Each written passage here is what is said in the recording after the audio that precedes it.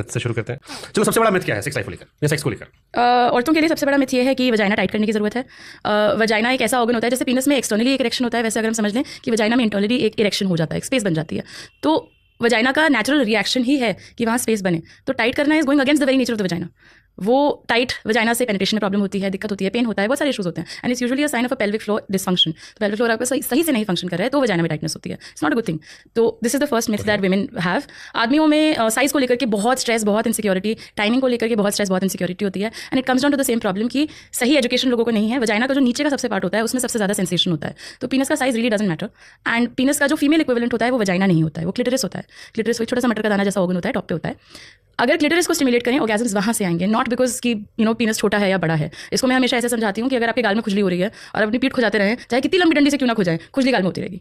So the focus has to shift. And because ये education नहीं मिली है, आदमियों को बुरा फील कराया जाता है, इनसिक्योरिटी क्रिएट करी जाती है कि साइज का इतना बड़ा हुआ बना।